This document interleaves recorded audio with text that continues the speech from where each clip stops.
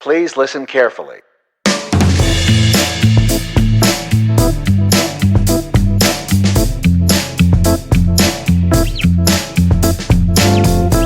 Hi, I'm Paul Frields. And I'm Dave Guzman. And this is Practical Bass, where each week we pick a topic of interest to you, the working bass player. We look at it from a few angles and dissect it and hopefully come up with some wit and wisdom that's going to help you take your gigs and your gear to the next level. And you can find us everywhere on the worldwide interwebs at practicalbass.com. You can email us using our contact form there. You can find us on Facebook, Instagram, Twitter, Google+. Basically, everywhere there's a social, that is where we shall be. And we do love to get feedback from you guys, so please don't be shy. Email us, contact us through social media.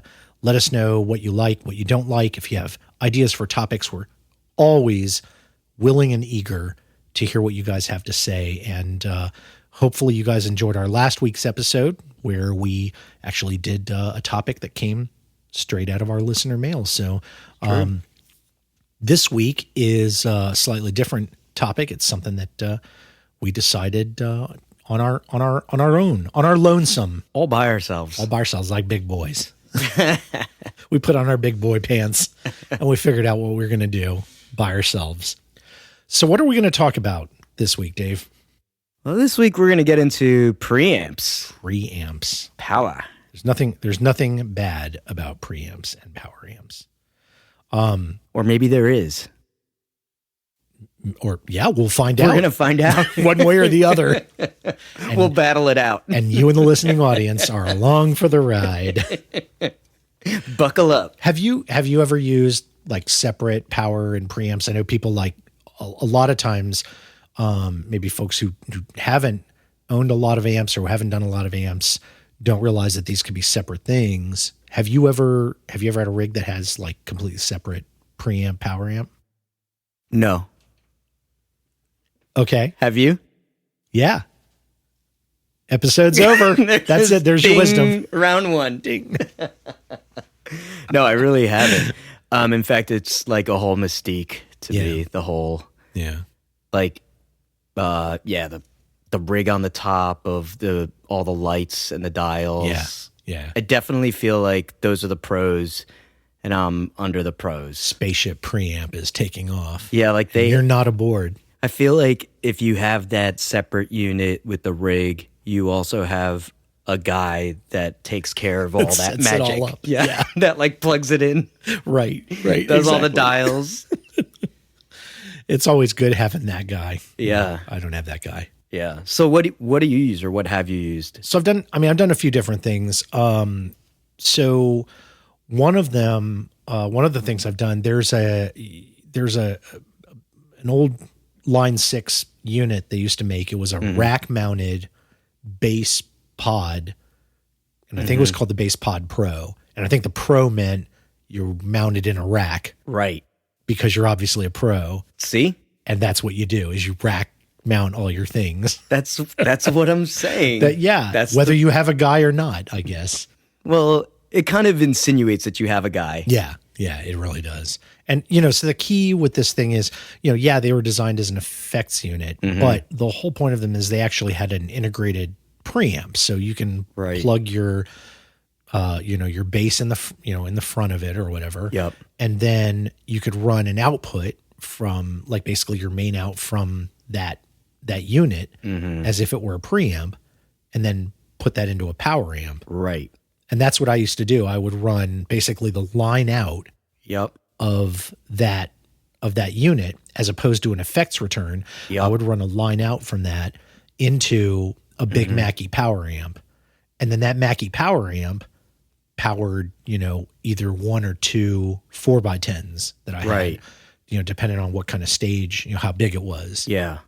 And it was a pretty cool setup because the way those Line 6 things work is they also ape, some specific characteristics of like famous amps. They would model famous amps. So you could make it sound very convincingly like, a big SVT rig or,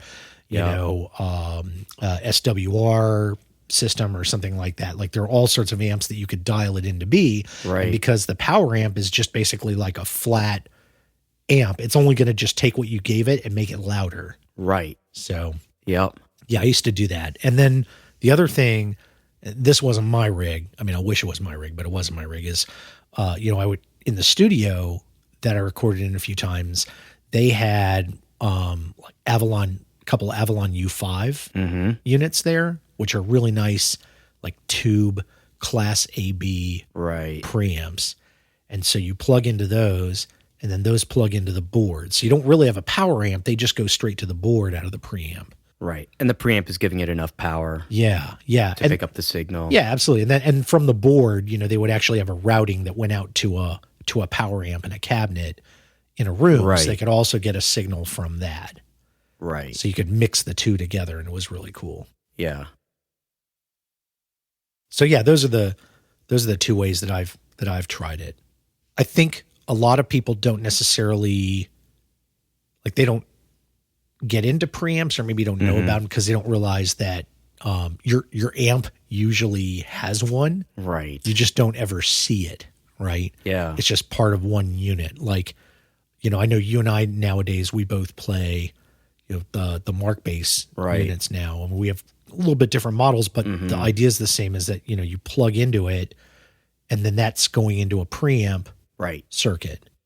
Yep. And then you can do all your tone shaping through that. Yeah. Yeah, absolutely. And and that preamp is like, you're plugging into the preamp, and then you've got all your stuff after that. Whatever else you're doing after that comes after that bit. But usually so these preamps, like the ones that are actually separate units, is it that they're also going to have like multiple EQ settings in it? Like there's just a lot of more control than what you can get off of, like, let's say, for example, like our rigs now that we use, right? There's automatic, like, nice tone shaping that you can put in it, but it is Mark bass. Yeah. At the end of the day, right? Like you can't really get another sound out of it. You're kind of get what Mark.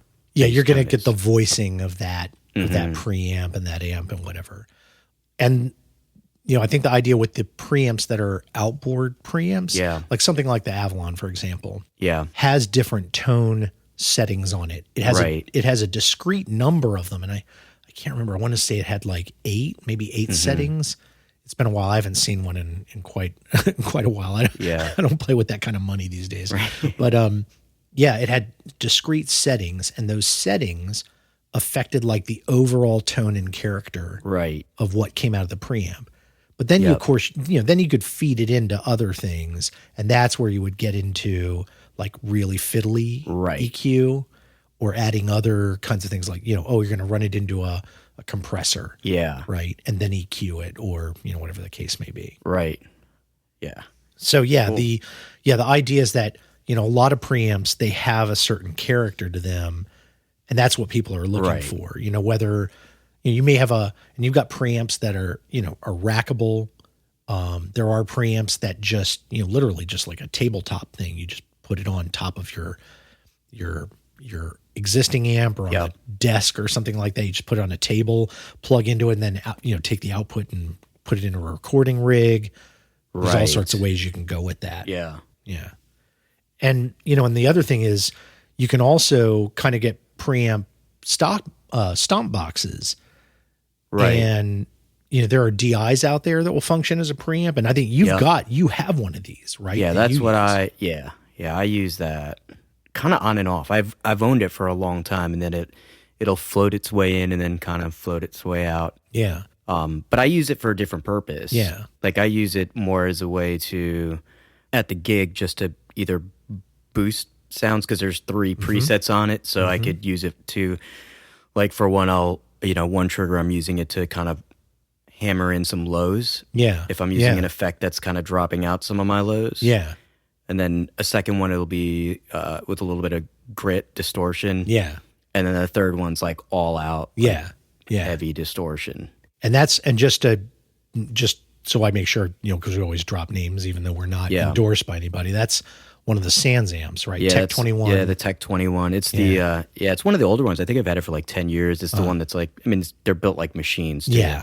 Yeah. Drop them off a building and they'll still be alive. Yeah. They're known for that. Like that's one of their like most famous units probably is the Sans Amp. Yeah. Because they really are. I mean, they were designed so that you could basically plug an instrument into them and then record them and have it sound like more than halfway decent, like rocking good. Oh yeah. And there's, and you can get different, you can dial in I still have the booklet instructions, and it'll have like what settings to simulate different types of amps or different tones. Oh, nice. But you have to like dial it in a certain way. Yeah, but they give you the blueprint for how to do that. Yeah. Oh, that's cool. Yeah, so you can kind of go that route. That's and very cool. actually, and I bought it. I got it because I had a rig that was not. I didn't have like everything. I didn't have the punch I needed. I needed strength. Yeah. Which I guess is really what these are. I mean, it's a lot of what this is doing, right? It's giving you. Yeah, the preamp is like, it's like a sculpting thing, but it very much can like, that the amount of sculpting is going to depend on like what that unit is. Like some of them are designed to be very subtle or flat even. Right. Like I'm not going to change your tone at all. Yeah. And all you're going to get is like crystal clear. Exactly what you put in is going to come out, only the signal up. Right. Yeah. And that's not really what the Sans Amp is for. Right. It's really for like, you want to take your instrument level and boost up, but then you want to do something with it. Like, I want it to sound more like it's coming through this other unit or whatever. Right. Yeah. And that was like way before, modeling existed. Mm-hmm. You had things like the Sans Amp. And, for those who are, bassists out there who don't know this, I mean, you could go back to like, there are Rush albums where the bass sound is, there's usually several things mixed together, but one of the things that's in there is a Sans Amp unit. And I think like their bass player has his own signature Sans Amp nowadays. Right. That has like, a particular settings and curve to it and whatnot. But yeah, I mean, they sound great. I mean, you can even get simulations of those. I have we use Pro Tools here in the studio, and one of the plugins that comes with that is a Sans Amp plugin.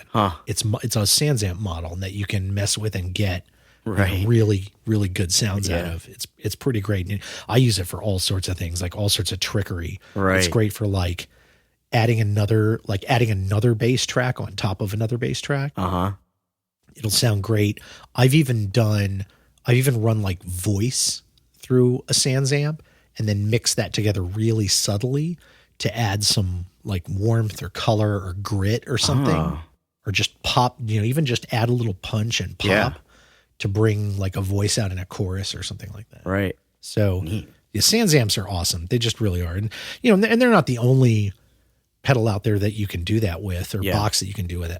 If you have a multi-effects pedal, most multi-effects pedals are built so that they can function as preamps. So you can literally like run your bass into a multi-effects pedal and then take the out of it, run it. You could run it straight into a PA. You could run it into, a flat amplifier rig, like a keyboard rig or something like that. There's all sorts of things that you could do in a pinch, to get sound out of them. The key is that the preamp is not really built to power anything itself, right? Like everything that we talked about here is always taking that output and then you run it into an amp of some sort, or maybe a board, like you might run in a mixing board, which is fine. But it, the mixing board is what it is. But you also, if you're intending to get it out to a crowd, like you got to get into some amplification at some point. Right. So you could take your preamp and you could plug it even directly into an active speaker, right? Like if you have a powered speaker, a powered monitor, you could do that. And there's like a probably not very well tuned or great sounding, but that essentially is, okay, you've got amplification, you've got a speaker attached to it. You're going to get some sound out of it. Right. Because the active speaker's got its own power amp. What you can't do is like take your preamp and then go out of it and put it into a passive speaker, right? A speaker that has no amp in it. That's right. Yeah, will you get anything out of it? It'll be something, right? It's like you might get fuzz, like really distant fuzz. If you put your ear right up to it. Yeah, it's really nothing. Really nothing. If you put your ear right up, the bass will be whispering bass lines. Yeah. With like a clogged throat. Yeah. And, and the other thing is, there are all sorts of problems that can ensue from that, but don't try. Just don't do it. Don't do it. Don't do it. It's a bad idea. What if I put my finger in the socket? What'll happen? Yeah. Well, I don't know. Let's try and find out. Wait, lick your finger first, then see. Reminder to audience, we are not encouraging anyone to lick their finger and then stick it in a socket. If that happens to any of you, we disclaim all responsibility. Right. Oh, man. If you thought getting into tax advice was dangerous. Oh, boy. And then they told me to stick my finger in a socket. Those guys are crazy. Ugh. Oh, man. So, what makes the preamp different from a power amp is really, it's all about the level that it's designed to work at, right? Right. The preamp it's an amp that gets your very weak instrument signal and turns it into a signal that is strong enough that you can start fiddling with it without it being noisy or getting really gruesome sounding. Right. Right. So it kind of lifts it kind of takes the signal and then just lifts its strength. Right. And then you can start actually playing with it. Yep. But that's because it's giving you room there to do some shaping or whatever. Yeah, right. Exactly. And, the key is that it's not strong enough to drive speakers because that takes really a lot of power, relatively speaking. You wouldn't want to apply all that power like directly, to the instrument. But, but some old amps do, right? Really old amps, they are doing some boost of it, but it's, probably not as, you're not going to get as much fidelity out of them as you would modern amps. Of course, that is part of their charm, right? That's part of their allure is the way that they do amplification. It was not necessarily as discreet or advanced as what we have nowadays. Right. So I guess, what some people might be thinking about is, what if I'm using a pedal that works as a preamp? And what if I'm sticking that in the instrument input on my amp head? Right. Because that is a thing. You can do that. Yeah. At least, nothing's stopping you. Right. And you can do that, I think, in most cases, if you were to, and so what we mean here is imagine that you've got an amp head and it's an integrated amp head where it has a preamp that you plug your instrument into. Right. And then it's got a power amp in it, like most amp heads do. Yep. Right. And this goes for pretty much all of them. Like, you have a Mesa Boogie or a TC or a Mark Bass or a PV or who knows, whatever. Right. They're pretty much all the same in that they're designed like that. You could go out of a separate preamp and then plug it into the input that's on the front of that amp, like you would plug your bass into it, and go to town. Yeah. Yeah, you could do that. But the thing is that you're effectively boosting the signal twice, right? You're going to have to turn the input way down, right, on the preamp on the head, right? And so what that's going to do is basically it's going to mean you're probably going to end up with a noisier sound than you would otherwise. One way to compensate for that is you could try, if you have two inputs and one of them's active, you could plug it in there, which is going to give you more headroom to work with. But, again, I personally think that's just not the way to do it. I mean, the worst thing that happens is like if you don't have anything you can control that input with, the input gain, like usually it's a gain knob, right? And what that means is like how much do I want to turn up the signal that's coming through the instrument input. Right. And if you have that really far up and you're already putting a preamp signal into it, it's going to sound terrible. Yeah. It's going to be probably distorted, clipping, could be noisy. I mean, there's all sorts of terrible things that would happen. Which actually, so I do that, right? But now it makes sense to me because I'm just playing with the sound, just trying to see how it feels. how it sounds. And what I'm so you're doing that. I'm So you're using doing it that with intentionally, like your Sans amp. You're doing that. yeah. Oh, okay. To break it, to give it that distortion, You're give it trying that to drive. Yeah, that's like And you can make it break up that way. Right. And but I have to, it'll boost real quickly. So Yes. I have to have that, I think it's like the gain on that unit turned down pretty substantially. Yeah. Yeah. And it'll come out almost like compressed sounding but a good noticeable difference. And even like if I'm using the bass boost on it, I'm just using it because really it's a convenient pedal, right? Yes. Because it has 3 settings. So it's like, oh, that song, boom. I don't have to like start messing with my EQ before a song. I'm just hitting one thing. Right. But I have to be really careful about the gain because if not, it'll just come punching through like, just chaos. It'll be like really distorty and kind of crunchy. Yeah. Yeah. Yeah, absolutely. Yeah, so that's exactly what's happening there. So, like you said, you can compensate a bit with the various knobs. And like you said, it gets touchy. Right. Now what I've done in the past, if I've got an outboard preamp system that I'm using of whatever kind. Right. There are a couple ways to think about this, but the way that typically works for me is if I have a preamp that's outboard from that amplifier and I really want that other unit to be my preamp. So I'll run my instrument into that preamp, that outboard preamp. Right. And then the output of the preamp, I will run into the effects return on the amp. Right. And what that does essentially, so normally what happens is the way the signal flows, like think of it like, water or whatever going through a river. And the water is your signal. So the water normally with one of these amps, you plug in the instrument input in the front, water flows through there. The water gets juiced up by the preamp. That's built in. Yeah, yeah. And then the water, depending on how you have the amp switch, it may go to the EQ that you have on board. And then out through the effects send, which would go to your outboard effects. Right. And then come back in through the return. And all this is happening at like this line level. And then after it hits the effects return, now it goes over to the power amp. The power amp, pumps it up to where you're powering your speaker. And then, you have your cord that goes out to your speaker. Right. Includes it in the circuit or whatever. Yep. So now the only difference there is like some amps, you may have a switch that's like pre or post EQ. And what that means is it going to add the EQ before it goes to the effects loop, or is it going to do it afterwards? Right. Like which of those is going to determine what happens with that send.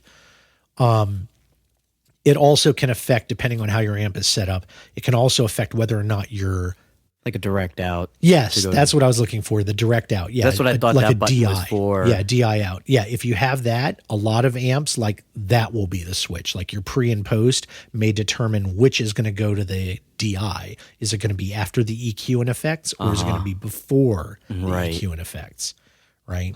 So, you have to look in your amp manual to know which of these the switch affects. Yeah. But the point is, right, that's what normally happens with your signal flow, right? Yep. So imagine instead that you have your preamp that's outside your normal amp. You're plugging into this extra preamp that you have. You have some fancy preamp. Right. You plug into that, and then you run the output from that into the effects return on the back instead of the instrument input.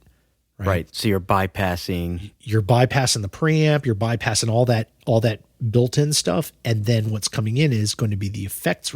After the effects return is going to come in, and it may or may not allow you to use the EQ on the front of your amp at that point. In some amps, it won't work. Some of them, it will. Again, you have to look at the manufacturer guide to know which of these it affects. But what happened is you passed the preamp stage. Like you just cut it out of the loop. You didn't even go there. Yeah. And once you're done with whatever's going to happen in the amp, you go out to the power amp at that point. Right. So now you have one preamp and one power amp in the loop. Yeah. Right. Huh. So that's kind of very cool. That's a way that you can kind of, modularize an amp that already has a preamp in it. You can use the effects loop to kind of get past that. Yep. One trick to this that I did learn is that some amps won't allow you to do this unless you slip a dummy either a dummy plug or something like that Right. into the effect send. Right. And that allows it to, some amps, like they I guess they think they're smarter than we are or whatever. Mm-hmm. If it doesn't see any plug in the effect send, it won't actually activate that. Like that circuit won't even be active. So if you don't have anything plugged in there, you plug in the return and you still don't hear anything. That may be why. And so, make sure that everything else is like at a reasonable volume, and then try plugging like just a spare cable or something like that into the send. You might find that like immediately you can hear something, even though that cord is not going anywhere. Yeah. Yeah. That's a little, I don't know if I call that a helpful trick. It's interesting that some amps do that. But yeah, that can kind of like, you think your amp's broken. What happened to my effects loop? Right. And it's built too smart, maybe. Yeah. They don't want you to bypass that system. Yeah. Yeah, exactly. So, Wow. yeah. And the preamp, preamps are also great, again, because they get your signal up like this. Mm-hmm. They are fantastic companions for the studio, right? Yeah. The preamp is going to give you a better quality sound when you plug, you want to plug your instrument in because you want to do a recording. Right. You're sitting in a studio or whatever.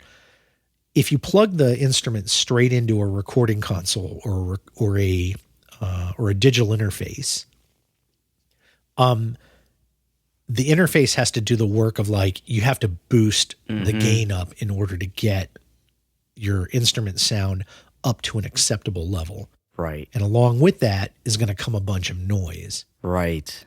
Now, the great thing is some digital interfaces, in fact, a lot of them nowadays, they're switchable, right? If it's if you paid more than, I'd say if you paid more than $100, $150 for your interface, chances are really, really good that you have a switch either in software or maybe even on the unit itself. On the hardware itself, yeah. That switches between line and instrument. Right. And that's what that means. Basically, if you turn it to instrument, again, whether it's software or hardware switch, what it does is it basically activates like a buffering, like a preamp. Yep. That lifts the signal up before it starts recording it digitally, Right. before it starts, converting the sound digitally. Yeah. And so, that's a way that, you can get some better sound that way. I personally still think that the only way to fly is like have an outboard, some sort of preamp outboard, because the thing is the unit that's in that recording unit, it'll do its purpose, but it's going to be generic. It has to be very generic. Yeah. It's going to be very flat. You don't really have any character.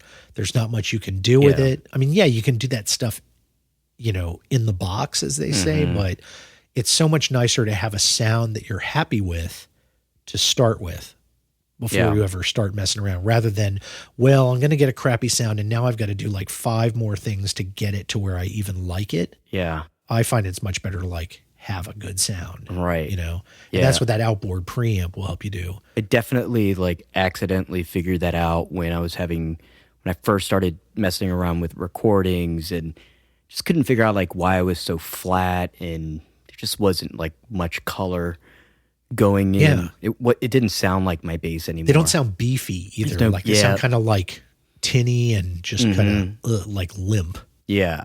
And so then I'm like trying to mess with the editing on the back end, but nothing's really working. And then I just ended up plugging into my bass amp that has a preamp, and then I went direct into whatever, and I'm using the preamp. And all of a sudden, it was like day and night. I was like, "Oh, there's my bass. Oh, there's that's my bass sound. Yeah, there it is. Yeah. Oh, yeah. Yeah, that's definitely. I mean, that definitely is just like that's the key, I think, for just getting a good recording, is like you want some sort of preamp there, and of course, if you have one of these modeling units, like if you're using a pod or a any one of the modeling type effects units.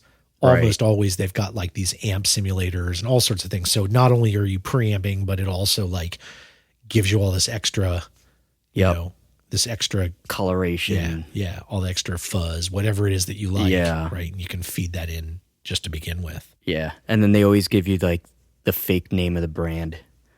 Like it'll be like David's Eden. Right. Right, exactly. Something funky I have like no idea what that is supposed to sound like. This is a Lampeg. A Lampeg. Cool. Have you checked out the new Lampeg? We're not going to get sued. That's awesome. Oh man. So, yeah, I mean, what do you think, like, as far as benefits of having these be separate then? I mean, apart from just sound stuff. I mean, apart from sound stuff, I think that, one of the things is that from what I'm getting, right? And this is because I've not used separates in the past. Yeah. So, like, what would convince you? Like, what about that makes like resonates with you? Yeah, definitely not like the extra unit that I have to haul into a gig. Right. Definitely not that. That's coming off the table. Yeah. My simplicity is key. Yeah. But I do like that that it's customizable. Yeah. I like that piece of it. Yeah. Right. I like that there's an expansive end to it. Yeah. And that you can get different tone out. Yes. And then from a I think from a recording standpoint, that seems like a huge difference. And that's really where I see a lot of these whenever I'm watching any of these like how-to videos. Yeah. It's in the studio and they'll have like a nice rack mount of like the compressor and then the preamp and it. Yeah. Yeah. I think to that point it definitely makes sense. Right. Right. Yeah, I would agree. I mean, I think it's what's not good is, if you have to carry some other baggage. But I would, maybe on the flip side, the nice thing is if you're going to go record somewhere, if you have a preamp that you really like, you just take that with you, right? Yeah. And they aren't, they don't all weigh 1,000,000 pounds. I mean, there are some really nice ones where, okay, it's a tube, it's an AB type amplifier like Class AB. It's going to be bigger and heavier than a lot of the amp heads that you can get nowadays. Yeah. But, you bring that thing and no cabinet, great. Now you've got something to plug in that, that might be your characteristic sound or whatever. Right. What's the price point on these things? I mean, it differs, right? I mean, you can get, there are some preamps out there. I mean, if you look at the Sans amps, I mean, what are those, a couple $100 right and up? Yeah. Right. I think they go, depending on which model you get, they can kind of go up in price a bit. I want to say they top out at $500 or $600 maybe at most, but then you can kind of keep paying. Like, I want to say the Avalons are, they're like in that 2,000, 3,000 range. Like they're up in the stratosphere. You're probably getting your money's worth in that one. Yes. Yeah. That is like, I remember seeing like, that was one that I remember seeing like Nathan East was a big believer in the Avalon. Like that's like one of his, that's one of the units that like he uses a lot in the studio and stuff. Yeah. So yeah, pretty cool. But yeah, you could spend pretty much as you want or, as little as you want.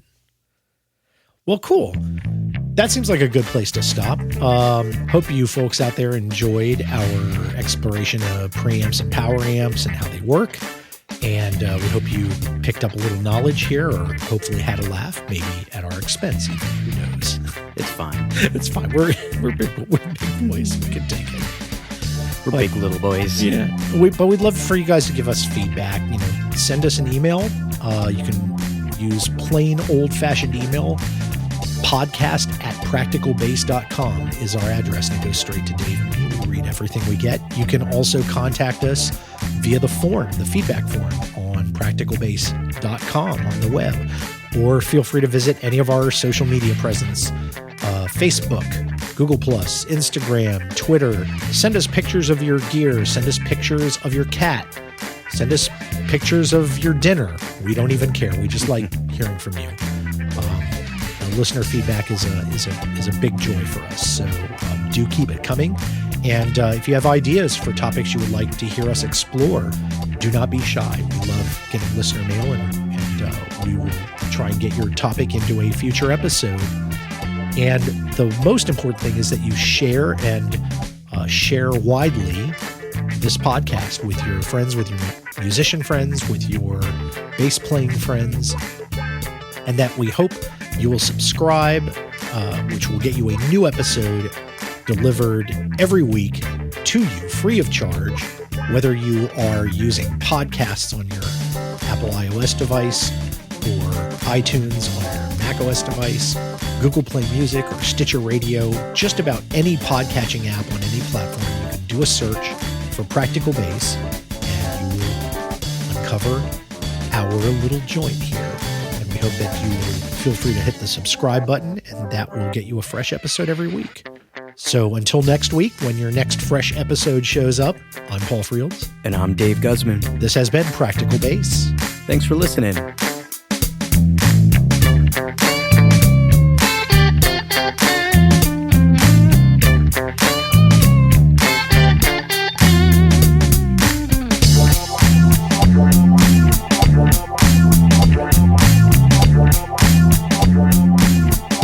I wanna get it practical. Let's get out the leg warmers.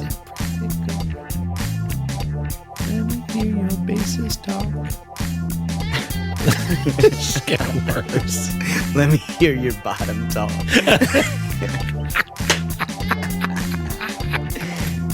Oh my goodness. Ay, ay, ay.